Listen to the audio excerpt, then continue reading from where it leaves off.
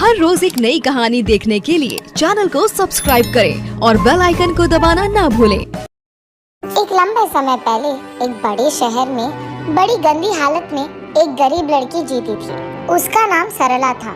वो अपने माता पिता और भाई के साथ एक छोटी सी घर में रहती थी। उसका पिता शहर में मिल रहे छोटे मोटे काम करता था और इतना ही नहीं, सारा दिन मेहनत करके कमाए हुए पैसों में से आधे पैसे वो दारू में लगा देता था। इसीलिए उनकी घर की हालत दिन ब दिन बिगड़ती गई। ना उनको हर रोज खाने के लिए खाना था, ना पहनने के लिए कपड़े थे। सरला का भाई भी हमेशा भूख की वजह से रोते रहता था और उसकी माँ की तबीयत हमेशा खराब थी। इसीलिए सरला उसके भाई का ध्यान रखती थी। सारे घर का काम भी वही करती थी।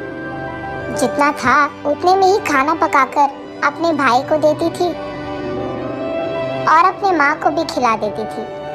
अगर कुछ बचता तो खाती थी, वरना वो भी नहीं करती। ऐसे दिन बीतते गए और उसकी माँ की हालत बिगड़ता गया। इसीलिए कम से कम 2 दिनों में एक बार भी खाना मिलना मुश्किल बन गया था। इसी कारण वो फैसला करती है कि वो भी कोई ना कोई काम करेगी और पैसे कमाएगी, ताकि उनको खाने के लिए खाना मिले और उनकी माँ के लिए दवाइयाँ भी। उसके बाद वो अपने एरिया में कुछ बच्चों से गुलाब के फूल खरीदती है और उसके बाद ट्रैफिक सिग्नल में जाकर उन्हीं फूलों को बेचने लगती है। ऐसे दिन पूरा खाए बिना सोए बिना मेहनत करके कमाए हुए कुछ पैसों से वो अपने भाई और माँ को खाना देती थी। बचे पैसों से वो जब अपनी माँ के लिए दवाइयाँ खरीदने जा रही थी, वहाँ उसका पिता आकर ये सब खाने के लिए तुम लोगों को पैसे कहाँ से आए? तब सरला घबराते हुए वो आज पूरा दिन मैं ट्रैफिक सिग्नल के पास फूल बेचकर कमाए हैं पापा। कुछ पैसे बचे हैं क्या? हाँ? कुछ बचे हैं पापा, माँ के लिए दवाइयाँ खरीदने जा रही हूँ। ठीक है, इधर दे दो, मैं जाकर लेके आऊंगा दवाइयाँ। मैं जाकर लाऊंगी ना पापा। पैसे दो इधर, दवाइयाँ लाएगी दवाइयाँ। ये कहकर उसके पास मौजूद पैसे सारे खींच लेता है। सरला रोते रोते ऐसे ही सो जाती है। अगले दिन कुछ खिलौने लेकर उसी ट्रैफिक सिग्नल के पास उन्हें बेचने जाती है सरला। आज कुछ भी करके माँ के लिए दवाइयाँ लेके ही जाना होगा। पापा को तो 1 भी रुपया नहीं मिलना चाहिए, ये फैसला करती है। उस ट्रैफिक सिग्नल में रुके हर कार के पास जाकर ऐसे ही पूछती है, खिलौने चाहिए क्या भैया? दीदी खिलौने हैं दीदी। सर 1 ले लो सर। मैडम 1 खिलौना ले लो मैडम। सर 1 खिलौना खरीदो सर। दीदी 1 खिलौना दीदी। ऐसे वहाँ आते जाते सब लोगों से वो विनती करती है, लेकिन 2 पैर होने के बावजूद एक भी खिलौना कोई भी नहीं खरीदता है और उसे एक फूटी कौड़ी भी नहीं मिलती है। इसलिए सरला बहुत निराश होती है और क्योंकि वो सुबह से कुछ नहीं खाई है, उसे बहुत थकान सा होता है। लेकिन फिर भी जैसे ही ट्रैफिक सिग्नल के पास गाड़ियां रुकते हैं, वो भागते हुए फिर से बेचने की कोशिश करती है। लेकिन इतने में वो एक कार के सामने थकान के कारण चक्कर आकर गिर जाती है। जब आंखें खोलकर देखती है तो सरला एक बड़ी सी घर में और बड़े से बेड पर सोती रहती है और वहाँ मौजूद 2 आदमी, मेरा नाम सुरेश है बेटी और ये मेरी बीवी है सुमति। तुम चक्कर आकर गिर गई थी, इसलिए हम तुम्हें घर ले आए। तुम फिक्र मत करो, ऐसे कहते हैं। तुम्हारी नाम क्या है बेटी? मेरा नाम सरला है, मुझे घर जाना है। तुम कहाँ रहती हो बेटी? हम यही सिग्नल के पास मौजूद बस्ती में रहते हैं। हम तुम्हें खूब पढ़ाएंगे, तुम हमारे साथ रह जाओगी क्या? नहीं, मुझे घर जाना है।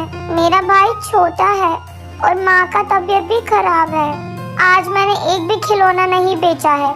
कुछ भी करके आज माँ के लिए दवाइयाँ लेके जाना ही होगा। मैं घर चली जाऊंगी। ये कहकर वहाँ से निकलने ही लगती है कि रुको बेटी, तुम्हें जो दवाइयाँ चाहिए वो मैं खरीद दूंगा, और मैं तुम्हारे घर के पास भी तुम्हें छोड़ दूंगा। ये कहकर सरला को कार में बिठाकर कुछ दवाइयाँ और खाना खरीदकर सरला को उसके घर में ड्रॉप कर देते हैं। तब उस दिन सरला जो कुछ भी हुआ उसकी माँ को बताती है। अगर वो लोग फिर से दिख गए तो मेरी तरफ से शुक्रिया अदा करो उनका। ठीक है माँ। ये कहकर वो उस दिन पेट भर खाना खाती है और खुशी से सोती है सरला।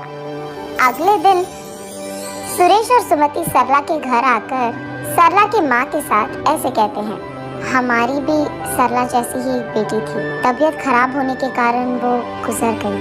अगर आपको ऐतराज ना हो तो आपकी बेटी को हम अपना लेंगे। हम वैसे भी गरीब हैं, कम से कम उसको तो एक अच्छी जिंदगी मिलेगी। ऐसे उसकी माँ को ऐतराज होने के बावजूद वो हाँ कहती है। माँ, मैं नहीं जाऊंगी माँ, तुम्हें छोड़कर नहीं जाना मुझे। ये कहते हुए सरला रो पड़ती है।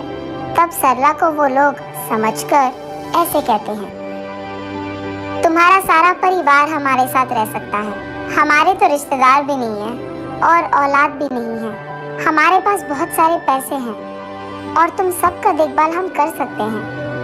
सरला की माँ को ये बात मंजूर होती है। तब सुरेश और सुमति सरला के साथ उसके सारे परिवार को उनके घर ले जाते हैं। अगले ही दिन से सरला एक बड़ी पाठशाला में पढ़ने के लिए जाती है और सरला के भाई को खेलने के लिए बहुत सारे खिलौना खरीद कर देते हैं। सरला की माँ को भी एक अच्छे अस्पताल में इलाज करवाते हैं और सरला के पिता को काम करने के लिए एक अच्छी नौकरी देते हैं।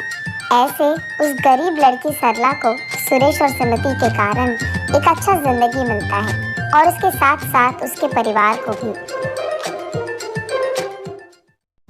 हर रोज एक नई कहानी देखने के लिए चैनल को सब्सक्राइब करें और बेल आइकन को दबाना ना भूलें।